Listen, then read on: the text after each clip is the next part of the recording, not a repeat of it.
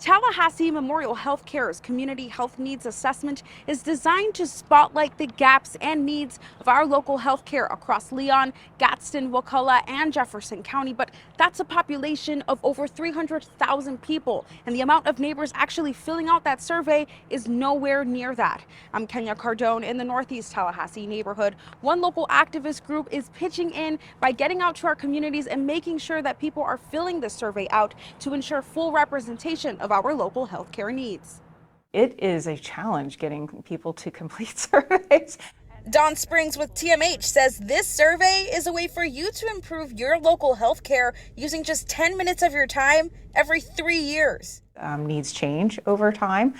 So we have data from our own hospital system and the patients coming here, but sometimes you don't know what you don't know. The Community Health Needs Assessment anonymously analyzes neighbors' experiences and needs with healthcare and the barriers that keep them from accessing it. We saw a lot of gaps in the South Side, in Frenchtown, in our unhoused population. Neighbor Madeline Probst has spent time looking into 2022 survey results. Here's what she's talking about. TMH only received information from 2,043 residents, and the majority of those residents were white, insured, and housed. We need to make sure that these people who specifically our poorer communities throughout the South Side, throughout Frenchtown, our unhoused community here in Leon County, we need to really make sure that they are getting their data represented because they're the people that this is going to help.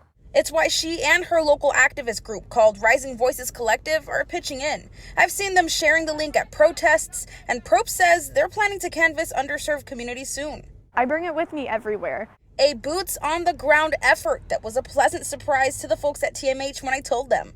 Maybe straightforward ways of just posting the survey doesn't get out. Maybe it's going person to person and trying to advocate for them taking the surveys. Springs tells me there's been real impact from the assessment, including a partnership at the Appalachia Center where resources for mental health conditions and substance abuse now exist. It's one to collect the data, that is important in the first step, and then to make people aware of what the data showed.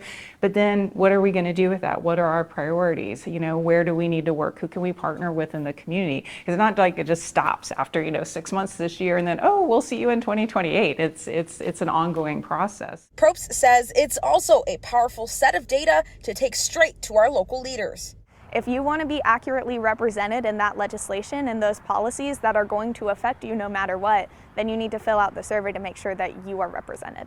The deadline to take part in the survey is March 31st, and the results will come in the fall. In Northeast Tallahassee, Kenya Cardone, ABC 27.